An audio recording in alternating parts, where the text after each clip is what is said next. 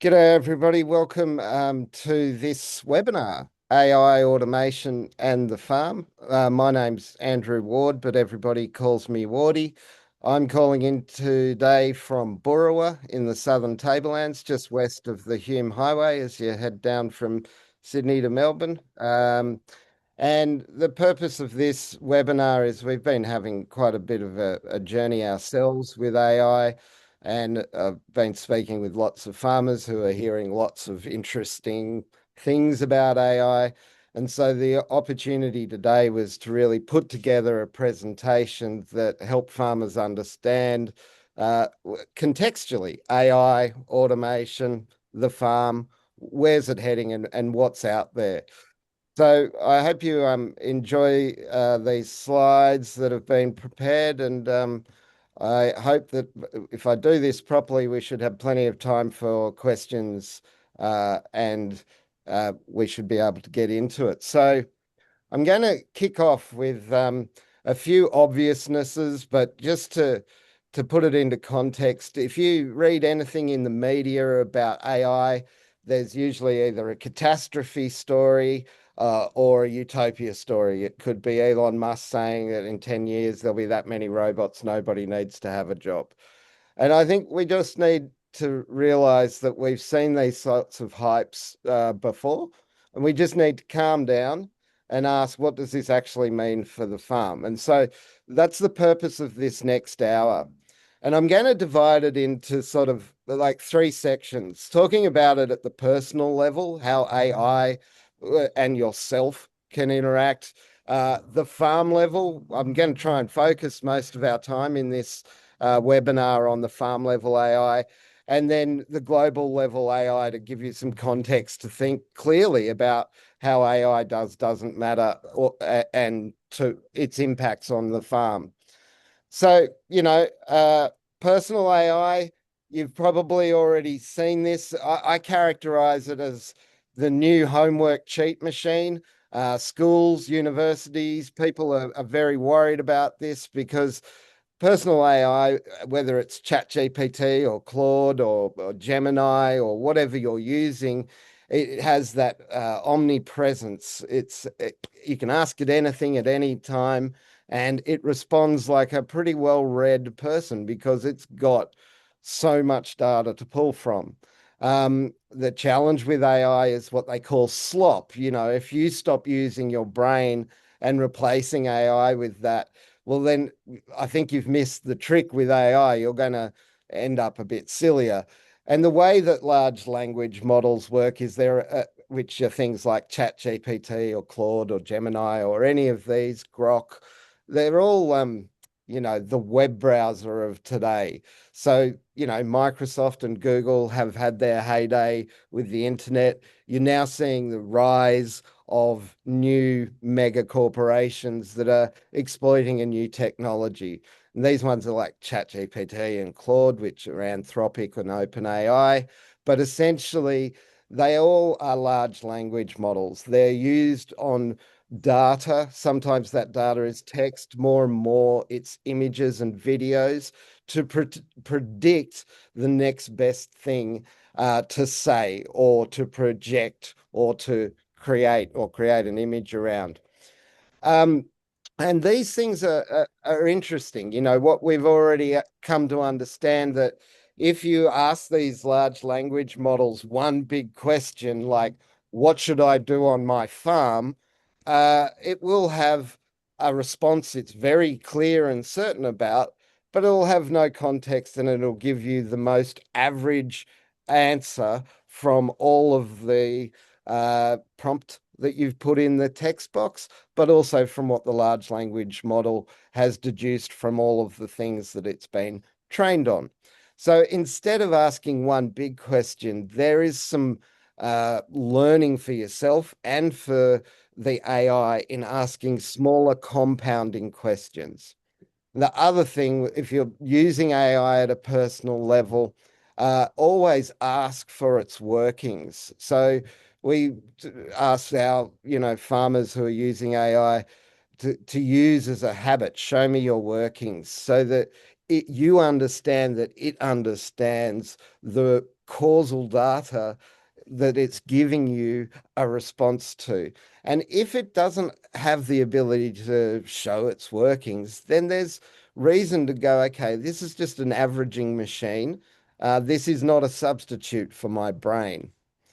So the common use case that you'll continue to use, not because of this webinar, just because of its life. It's like using an internet browser now. You'll get reports written, whether they're emails or funding submissions or board papers, the input or a wedding speech.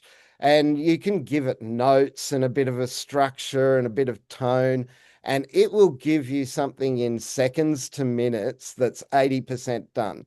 And if you're smart, you can then custom that 20%, and you've made huge personal efficiencies every time you need to do some intellectual work. And that capacity is basically free, or $20 to $30 a month. And it's sticky. It's going to stay with us.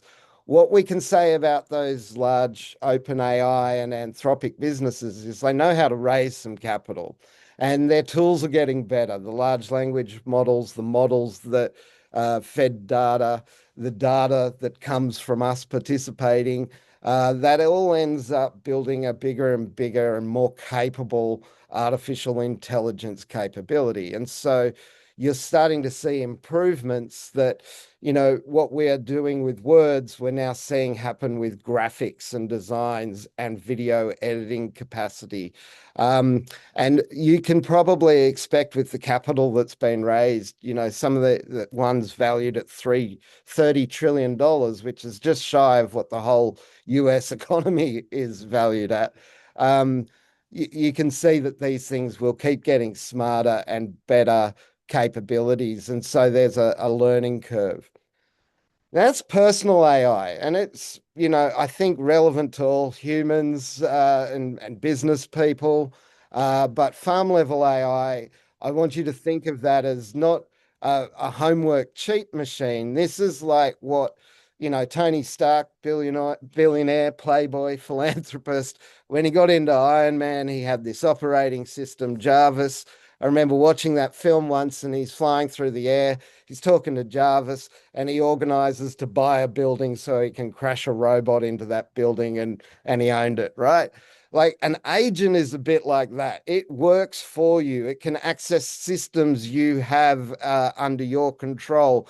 It becomes an extension of your capability. So the next, 10, 20 minutes is going to be talking you through Farm Assistant as a example of this agentic AI. And it doesn't answer questions. It automates, it connects, and it does administration. And it can start, we believe, to become promptive and habit building. So Farm Assistant is the product name. It's a product out of Regen Farmers Mutual, and it's built specifically for farm businesses. And this will hopefully give you day-to-day experience with what it's like. There's important things to know about Regen Farmers Mutual. We are farmer-owned, democratically controlled, one member, one vote. And that means that the members hold the mutual, not, the other way around. We're not a company with users or customers. We are responsive to our members to provide them the platforms and the services that they value. And when we were formed 6 years ago, written into our constitution were data control and sovereignty as 9 key principles. And so this isn't just a policy or a bit of marketing gumph. It's like our DNA in our constitution. And so this means that Farm Assistant is a product that's designed ultimately for privacy, sovereignty, and the benefit of an individual farmer, and collectively the farmers that make up the fleet. So how do we achieve that privacy? So the short answer is one of everything. An assistant or an agent is not a shared chatbot with you and every other subscriber to a company. There's one virtual private server, one dedicated AI instance, and one Telegram account per farm. Nothing in your operation, if you upload data to train your assistant, none of that data is shared in a pool with anybody else's data. It's in your virtual private server, your environment. And if you were to leave or whatever, you can take all of your data with you. The cost of exit shouldn't be a reason that people are forced to stay with a company or a mutual. So one of the key things about an agent like Jarvis is to Iron Man, he's personalized. It's not like, oh, please, give me the most average answer to this common question. No, it's about learning how you work and then evolving the technology to suit those practices, to suit the actual reception that you have in different parts of your farm. Do you need to be doing this work offline and it's necessary to be doing it in a physical environment? Is it on the tractor? Is it in the office? Where is the work environment? And having your AI adapt to that. And it is about reflecting how you already work and not getting you to conform to what they call the UX or the user experience of ag tech software. Is here's panel A, panel B, panel C, and then under the folder a whole bunch of other features, and you're meant to explore it in a certain way, use it in a certain way. None of that confirmation about how to use your software is written in stone. You evolve it with your farm assistant to work the way you work. So in my case, my late father was Bruce Ward, and he was a holistic management educator. And so for my assistant, I want, the lessons in holistic management, whether that be the graze planning or the financial planning. I want my assistant to understand that. So when I'm talking about weak link financial or I'm talking about gross margin analysis, it understands what the hell I'm talking about and can take in that context and respond appropriately. And it understands as that its virtual private server looks after one farm business, but it understands that farm businesses often have multiple land holdings. You might have several farms that make up your farm business, finishing areas, trading areas, you might have cropping areas, but they're all one farm business, right? And that level of complexity is almost nothing for AI to solve. Yet a lot of ag techs or a lot of accounting software, a lot of software have multiple instances of that software to work in different geographical locations. So, one assistant, but it can have the full picture of your operation. And we've been testing this in dairy, cane, in crops, cotton, grazing enterprise, high input and low input. And a farm assistant sort of molds to the farm and the way that farmers like to use it. I guess a key understanding is that it's not requiring an agent doesn't need you to learn coding, right? It uses tools you already use. So we access Farm Assistant via Telegram. Telegram is like WhatsApp or Messenger. It's on your phone, it's an app. You can text it. You can take photos or videos. You can say audio notes into it. You can even make a phone call to it, and it will transcribe that and it will deal with whatever information that is. You can put Telegram as on your laptop, whether that's a PC or a Mac, and then it's one conversation whether you're on your phone or in the office on the computer, one app, and the computer you already use. So there's nothing to learn new. And one of the novel things about this sort of smart technology is we have a farmer in Queensland, but he's originally French, and old habits die hard. He writes his notes in a little notebook he keeps in his top pocket, and he writes them in French. He talks when he texts or anything in either English or French. And the assistant is smart enough to translate French to English and use the same data, and it'll ask him, do you want me to put this Excel spreadsheet in French or English? And he says, oh, English. And by default, English. but if I'm making a note in the field, it might be in French. And it goes, okay, not a problem. And that might be really handy for people with multiple cultures working on the same farm. Um, Handwriting, shorthand, lingo you use, the paddock names you actually use, the things you say on the CB radio, you can say to this assistant and it will start to understand your context. And if it doesn't, it'll say, let me let me understand better. What do you mean by that? There's an operational efficiency that just comes from using your phone. So, vet, Kath Cully, she uses her phone and she'll be on farm. And what she does is she'll say, okay, I've just treated animal 186 with a 5-in-1 and done a preg test. And in doing that, her AI then reduces the 5-in-1 from the inventory. It adds the bill for the use of the medicine and her time to the invoice, prepares that for the farmer. If she's done a preg test at the same time, it'll prepare the preg certificate to go with the sale, and it's just ready for her approval. So it just goes from one voice note, eliminates 3 bits of administration she normally has to do, and that's usually after she's finished her working day and driven home and got back in front of the computer. So farm level AI can take this busy work and it can do automation. It can connect with ag tech to give you one universal brain. And it's going to deliver an incredible amount of value if our existing kind of pilot users are anything to go from. So the good news about agriculture, farm businesses is shit runs on a seasonal, annual, or a life cycle basis. You're not artists creating new artwork or musicians creating something bespoke and unique every other day.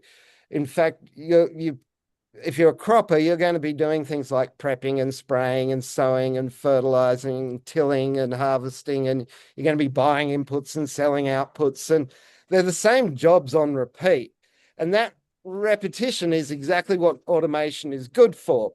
It's almost like it lends itself to it. But you've probably got 10 systems, whether you meant to or not. You have like a folder storage. It might be OneDrive or Google Workspace or whatever.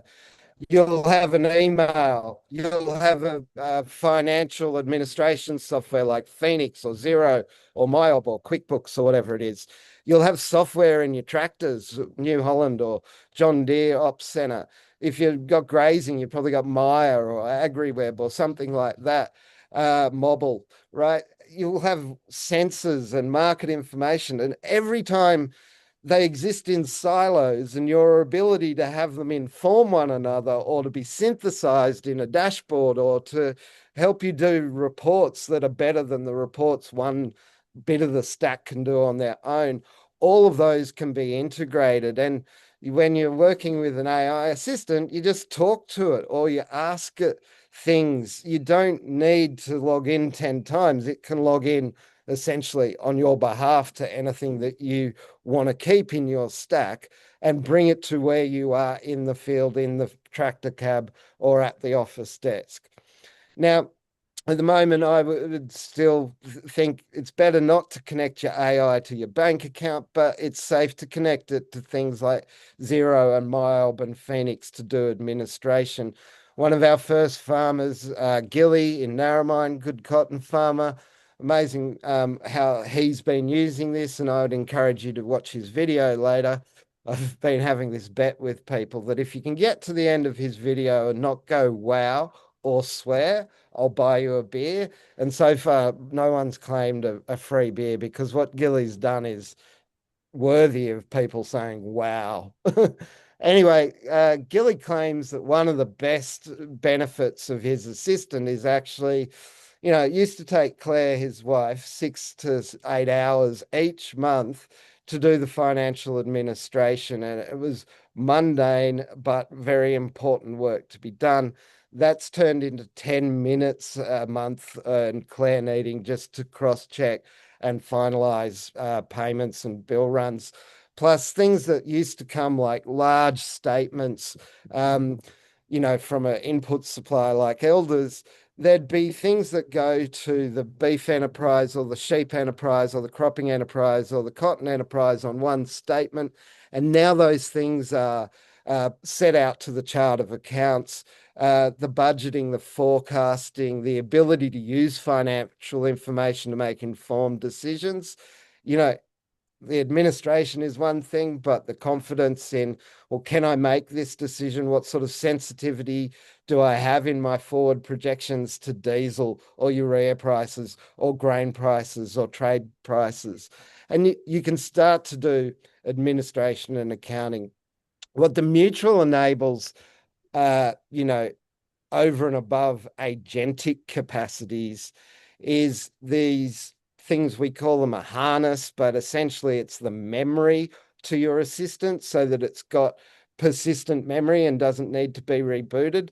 It'll take unstructured data and turn it into structured database. And that database or workspace is yours in your virtual private server. We can't see it, but we give you the tool to configure your harness in your way so that it evolves and improves to the way that you work with it.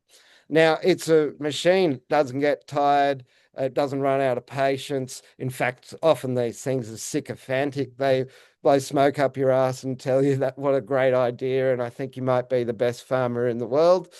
We don't pay it to do that. It just might be that it really, really likes you.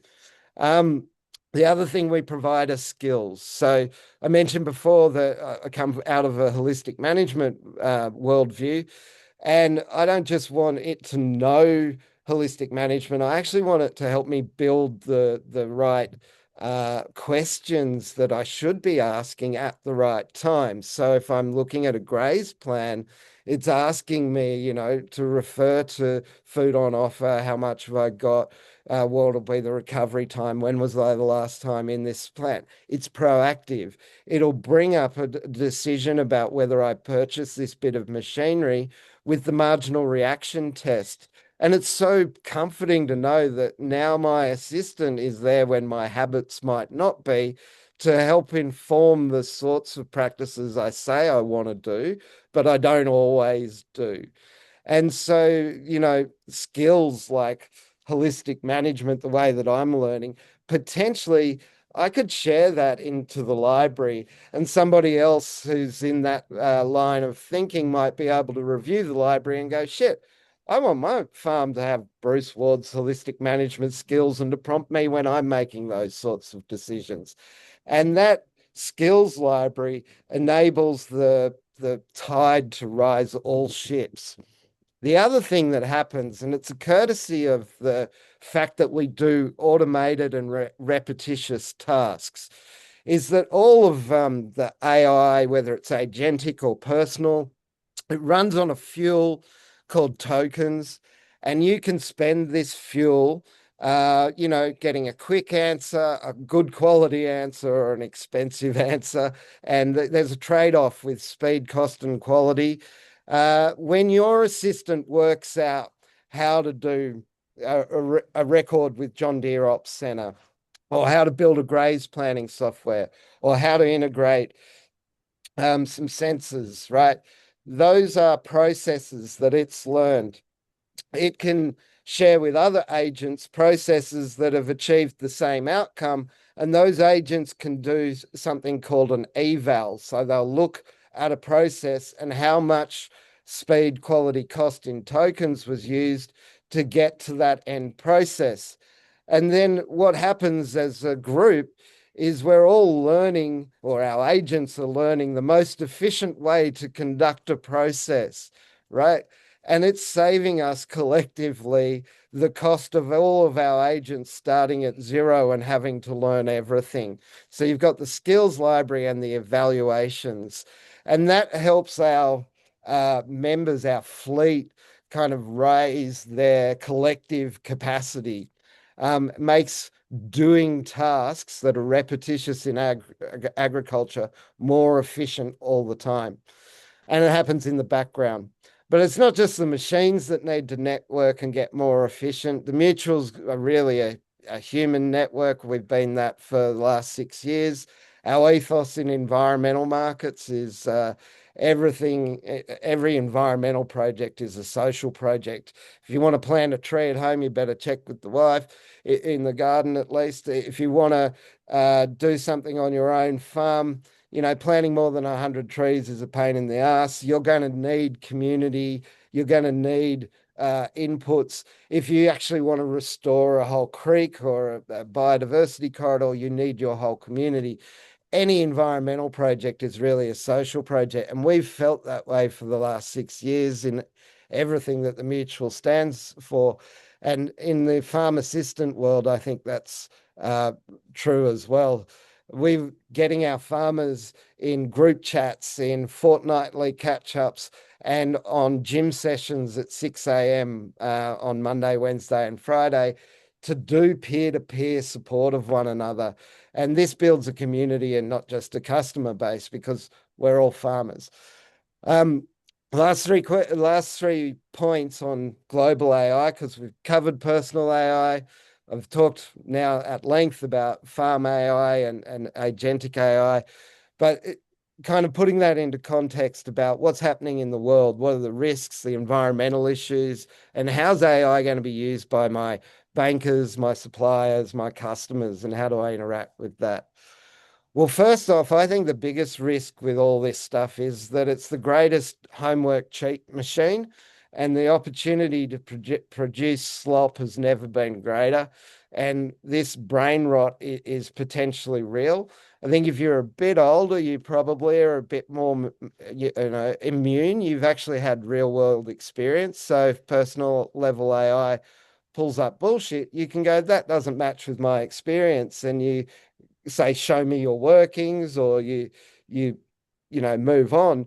But a younger person who doesn't know shit from shoe polish, hasn't had that real world experience, that becomes native into AI and is getting responses from the greatest averaging machine we've ever invented. uh, you know the potential for brain rot is real. Now, I think there is a counter to that when you're building farm level AI. So when you build up little bit by little bit compounding capabilities in your assistant, it's actually forcing you to articulate, how is it that we do what we do on our farm? Why do we put emphasis on this part over that part? And, the farmers that have been using Farm Assistant for the last few months report that as a personal development or professional development process that's been core benefit to why they're doing this. In terms of the environmental impact, now, if I had a crystal ball, I'd be able to give you some certainty, but I've heard people, just like you hear catastrophe and utopia stories, I hear really elegant articulations of why, the cost of tokens will reduce by, 90%, be a tenth of what it is in a year's time. But I've also heard people make real cases for energy cliffs, and that the cost of tokens and the cost of capital is unsustainable, and tokens need to rise tenfold for these businesses to be able to make a money in any reasonable economy. And so the answer of cost of tokens could go up, could go down. Nobody is sure yet. However, compute is what it's all about. These tokens could, in theory, be powered from any energy source. You don't need to use necessarily Claude or Anthropic.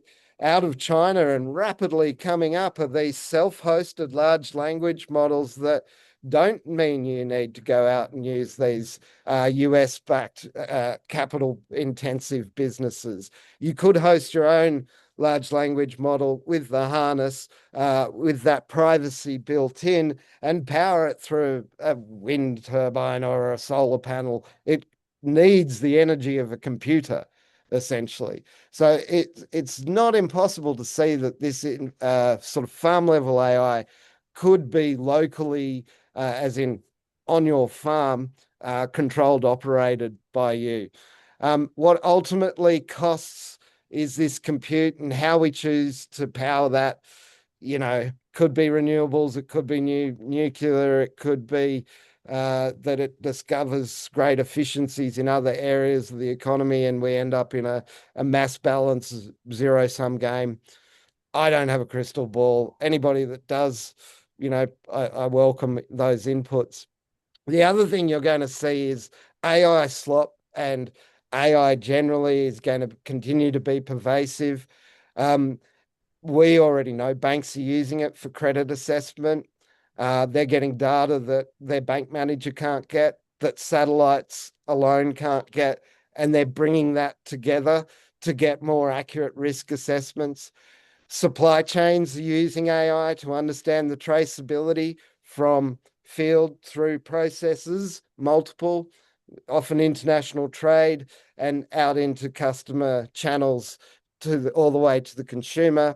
And you're already probably familiar with these customer service bots on your Telstra account or any utility bill. You're seeing these bots are replacing humans and continuing to get trained on the data and the workflows of these corporations. So you'll expect again with AI slop more emails, longer and prettier reports. They're all headed your way. And occasionally you'll get genuinely better insights. We had farmer Andrew Gill, not to mention Gilly again, had a water sensor porosity. And every year for the last few years, they've been using the water sensors and they've got yield data out of the John Deere Ops Centre. And collectively, uh, Gilly with porosity came up with an irrigation predicting tool that neither of them could have done before based on Gilly's actual data.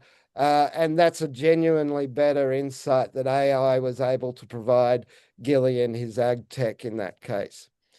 So, why should you do this? Well, there'll be two types of farm businesses: those that get into the agentic AI, or those that keep their shit in a shoebox. The gap will be compounding because that's just the way this work works. There is some argument that says the longer you wait, the cheaper it gets, the more the hairs have been knocked off it. And ultimately, that's a personal and professional decision you'll need to make. We have, as I said, got lots of farmers who are using this, testing it, providing us with feedback. Right now, you can't join anything except a wait list and maybe get onto that, pilot group. But we expect to be open for business in the first or second week of September and taking on real customers. That is the end of my presentation, and I'd now, welcome people to come off mute and ask any questions that they might have. And if it helps, I know there are people that are farmers, and so please say if you're a farmer. And there are also researchers and other people that have online, and so just let us know how you're coming at this, and we'll talk you through it. Any questions?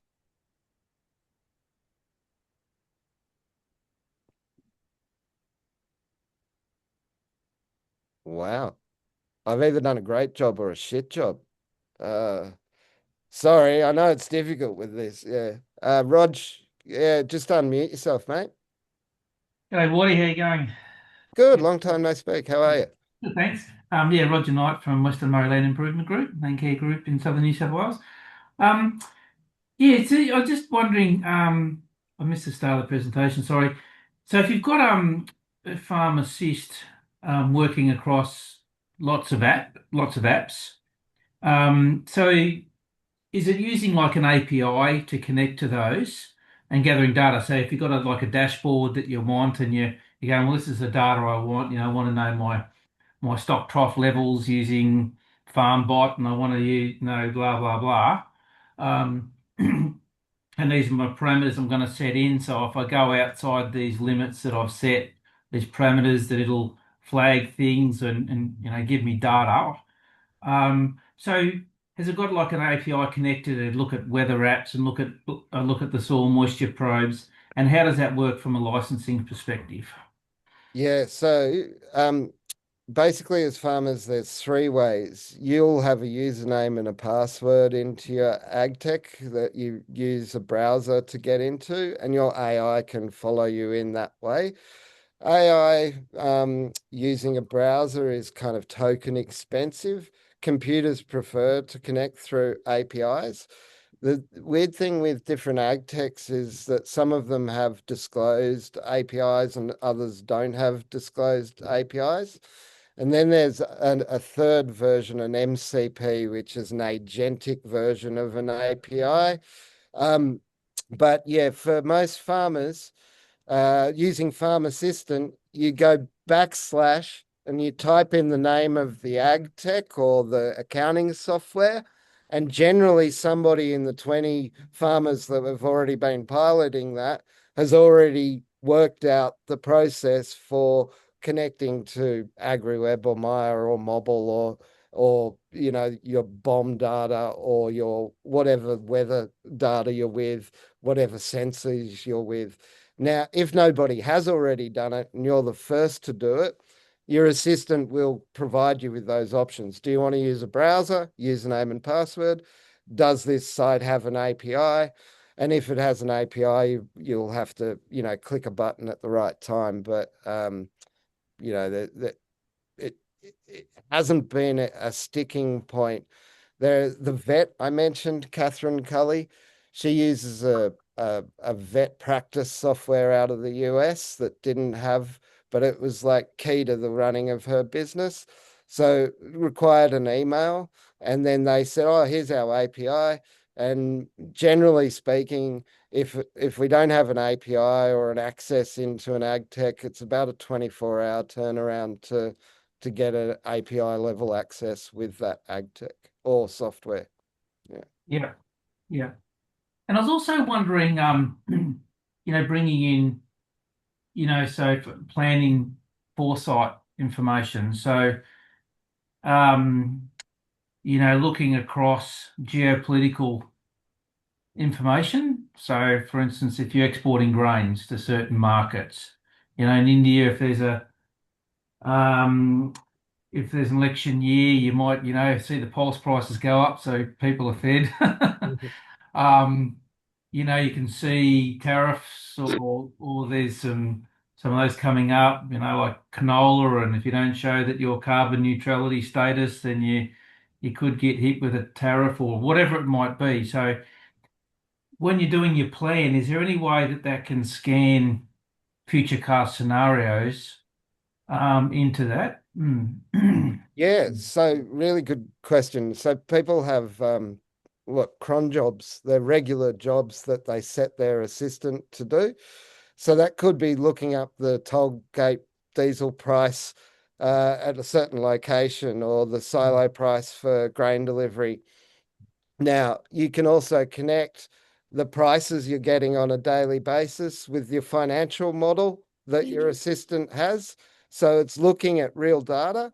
You could also run scenarios with your financial model. All of these things are possible.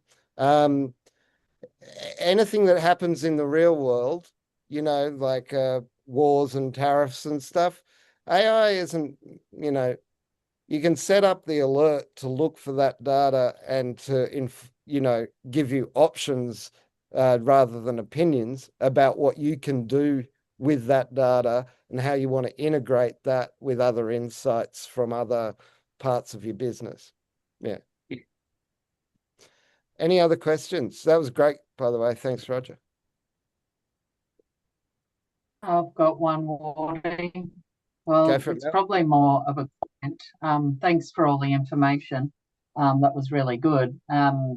We're one of the trial users, and um, it took my husband Alistair quite a long time to get his head around it, but he's sort of quite on board now. And we've been using it quite regularly, like pretty much every day in the last week or so, once we've sort of been home. And we're just using it to track all of our daily tasks. Well, that's one function anyway, just by, how much lick you're administering, all that sort of thing. And we've found it to be quite accurate so far. We're currently building a dashboard, so we're trying to integrate like our property map, as well as lots of other like things like, you know, head of cattle, paddocks, where cattle are at this present time. So we've got programs such as My Grazing. It's a grazing management software. So we would eventually, like the end goal for us is to remove a lot of those programs and have them actually speak to one another rather than having them all sort of separately operating there. So that's our sort of end goal. And so far, I don't know, 3 to 4 weeks in, and it's going pretty well. So just wanted to give that sort of feedback. And the other feedback I'd give is that we've found the support quite amazing, because it is a huge lot of information to take in. It's just such a different way to work. But yeah, we've just found Gilly and Wardy and a few others as part of the program extremely supportive. And you're speaking to other farmers that are doing this work all the time, and so they can relate very easily. Like, for example, Andrew Gill helped me with the Phoenix and gave me some information, and that's our accounting software. So I've been able to take that and use that effectively. So, yeah, just the support has been really good, and Alistair has mentioned that as well. It's not like you just get the farm assistant and then you walk away. You've actually got that support, and I'm not sure, Wardy, that what that's going to look like in the future. But for now, it's very how would you say, welcoming. Hopefully we don't change our welcoming attitude. That'd be a shit outcome, wouldn't it? Like, no, Yep. like it's been amazing. You guys asked for things like a gym, like when can we just put some dedicated time in? So we then said, okay, Monday, Wednesday, and Friday mornings at 6 to 6:30, I'll be online if you want to come. And yeah, we've probably had half a dozen people every morning since we offered that. And the group chat, you guys were like, well, we wanted to be able to talk to one another, not just you. And already people are getting huge value out of that. And again, it's the power of farmers working collectively is better than anything that we could do individually. And it's better support than a commercial company could afford to give, because it's really members supporting members in a mutual that they collectively own. It's a very different value proposition to what you'll get in most AI pitches, but that's where we've ended up. Yeah.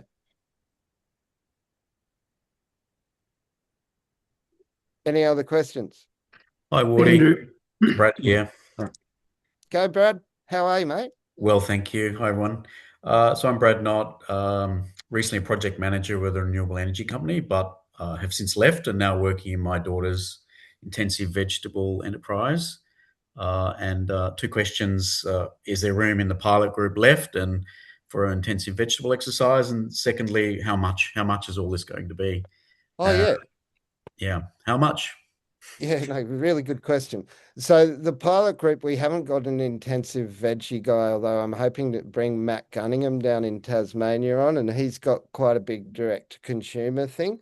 We haven't had a farmer in the pilot group that has done intensive veggies, so we kind of want to learn new things for the collective benefit. What are the software and sensors and certification standards and stuff that intensive veggies? Yep. So yes, jump on the waiting list, and I can expedite you.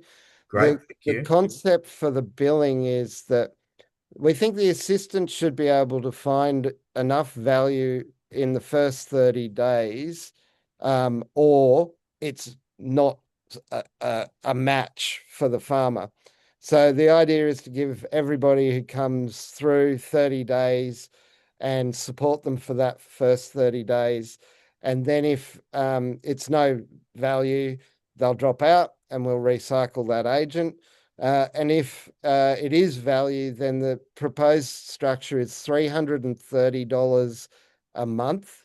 And the breakdown of that is $30 of that 330 goes to the mutual to support our peer-to-peer and support. 150 goes in tokens is what we're estimating. That's the fuel to run it. And another 150 stays as margin to run Regen Digital, the overheads of Rowan, myself, the harness, the technology itself. So that's the economics of it. Again, as a mutual, we need to share those economics with our members. Where does your money go? Because you're not becoming a customer, you're becoming a member of the mutual. So that 330, we're pretty transparent. There might be cases that people spend a lot building out their tokens in the first 30 to 90 days. And then as things get more structured for the agent, they're doing less token heavy use. They're just looking up a database. And we think that the token usage in the long tail might be less than the token during build phase. But we've got everyone in the pilot group so fucking excited they don't stop building. So it just keeps like they plateau, they don't get more expensive, but we haven't seen anybody's really drop off because they just keep having new ideas, Sure. new cron jobs. But theoretically, the monthly subscription fee could be reduced because the tokens are less. Yeah, but we haven't reached that maturity yet. Yeah. You do think, and we also aren't sure whether tokens will rise in price 10 times or fall in price 10 times because you can get really credible arguments for both. So ultimately, I think the business model will be support and infrastructure, like the roadside assistance model of NRMA, plus tokens are more like fuel, and you'll just pay the actual cost of fuel plus a roadside assistance sort of fee, so that when fuck ups happen, you've got someone you can turn to, or when you want advice, you've got someone there who's tried it out before. Yeah.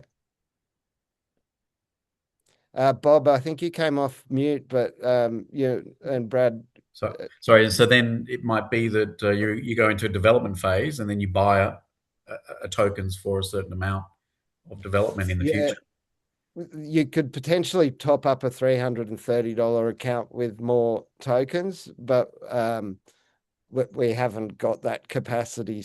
We haven't genuinely. We're still working on terms of use and privacy. We're testing that with everybody on tomorrow, Friday. And then we're having a board meeting in the next week or so. And then we aim to be able to bill, and I guess monthly fees plus additional tokens will be the sorts of things that we can bill. Yeah. Right. Thank you. Thanks, Brad. Good questions. Bob, sorry, go for it. Hi, Andrew. I'm from CRDC, mate, Cotton Research Development Corporation.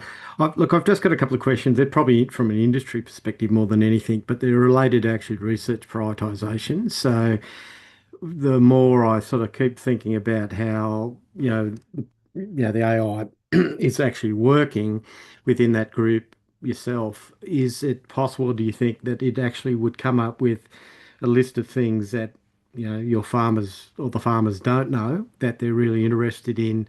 They scrutinise the research through the AI tool, and it comes up with a list of things that are important for their farm, from research and obviously sustainability and profitability. Potentially what we could do with an organization like CRDC is levy from growers, right? It's good IP, relevant context. You could make that a skill in the skills library, and then the cotton farmers could grab that skill. Now, a skill can teach an assistant the content of a library, but it can also give like actions to a skill. So it can prompt them to go, oh, your BMP or your whatever is due, right? So if I was thinking about, well, CRDC, you've got methods for getting information like cotton info and telephone and emails. Potentially, farmers using agents is another pathway that you put out your research and you can collect research with. That's potentially how I think it would work. In terms of the insights, you could also in a skill, when a farmer does something cotton related and it's novel or new, you could say, "Hey, do you want to share this with other CRDC researchers?" And you could prompt that to be a request within the skill library that you set up. So that would be a way for new and innovative things coming out of the cotton industry to be prompted, and then potentially the farmer might share it with whoever has prompted that thought. So yeah, that's a thought, but we haven't done anything like that yet, Bob.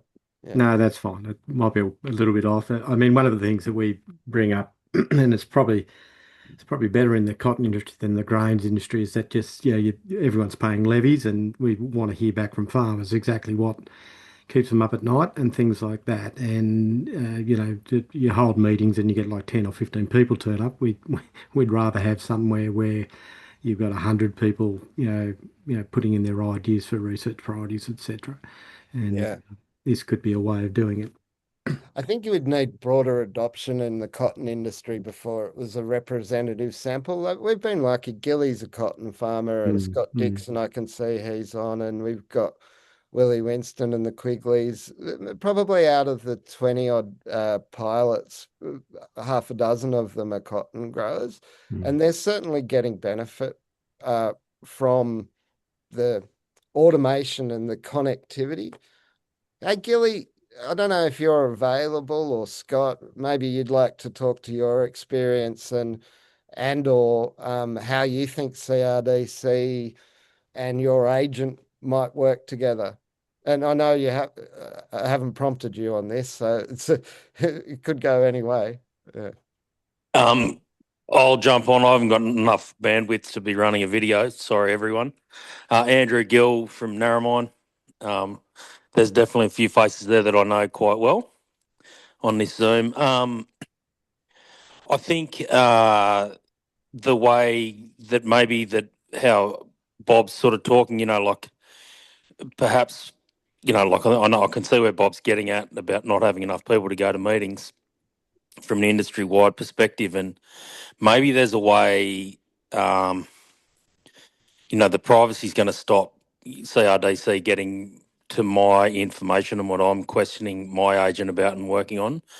But there might be a way in through the groups, we sort of seeing this is going to come, there's going to be groups or cohorts of growers working together sort of to get further ahead. And maybe that might be an avenue, Bob, to sort of get to more people. Does that sort of make sense? Yeah, Gilly, I think that's where I'm coming from too, is that you've got your group sitting at home, or not necessarily sitting at home, but within that group, instead of being at a meeting room somewhere, physical meeting room, if you know what I mean. And the ideas would then just keep coming in, potentially on, with what, as your farm gets more efficient, the things that you see as being important or need to be improved on, from a research perspective, will be channeled through the process, if you know what I mean, back to the research organisations. Yeah, I think that's, I'd say there definitely will be an avenue further down the track, when you get more and more people involved. I think the beauty of this, I've found the beauty of this, and others might, there's a few others who are on it. I can really throw abstract ideas at my agent, and he's got a file that I tell him to chuck things in a file. And when I want to build something or understand something or learn more about something, he'll bring all those abstract ideas out in a linear fashion, which is, for someone with a pretty warped head like mine about how I think about things and I zip around everywhere, that's a really, really interesting way to be able to research and build things and look at things, that being able to, take abstract ideas at any time of day and then when you want to actually knuckle down to something, have it come out in a linear fashion. So you've got all your, like you're spitballing all day, and then 10 minutes at night, you can have those ideas come through and you can actually tie it all together and get something done.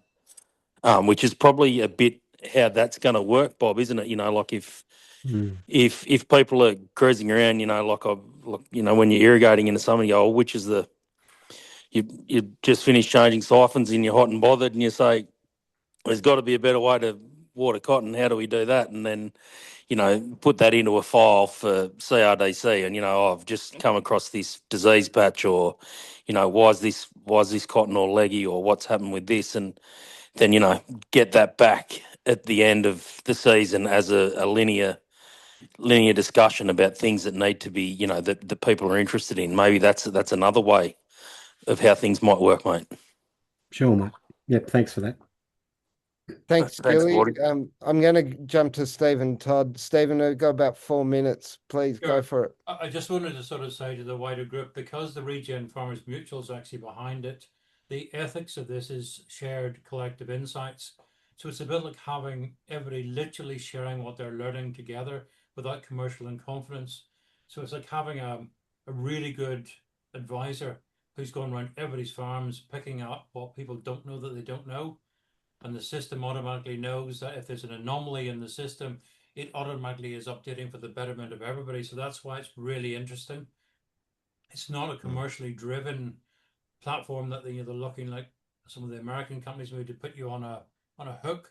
This is actually Australian farmers helping each other be the best versions of themselves and helping you discover what you don't know that you don't know, which is always the bugger of these things. That, as you say, Bob, 14 people turn up when you need 45 people to turn up. And then it becomes like a Chinese whisper in amongst people that they sort of hear it. Whereas once your AI system knows it, it knows it. Thank you, Stephen. Any final questions? Otherwise, I might go into final pitch mode. We have, as probably failed to put it in black and white, but we have got a couple more spaces if we're not testing existing ground for pilot farmers. I can onboard you in the next week or two. In the meantime, we would ask people to join the waiting list at farmassistant.com.au, and then obviously we'll prioritize the first in, first served. The idea, though, is to reach 20 to 30 people a week, and I think that's doable. So please, if you have got an interest, join the waiting list, try the 30-day free trial. And if it doesn't create value for you, that it's a waste of everybody's time. But we think that in 30 days, it should be able to justify its ongoing expense at $330 a month. And maybe that comes from the reduction in the number of ag techs that you need to use. Maybe that comes from the saving in hours and administration done by you or done by your better half. But there are a whole bunch of benefits, but it depends on you, how you want to use agentic AI. But I thought today's session was about bringing this personal level, farm level, and sort of global level AI into some context, so you don't have to catastrophize or utopianize. You can actually ask, how does this work on the farm? So thank you very much for your time, and I hope to see you on the waiting list. Thanks, Wardy. Pleasure.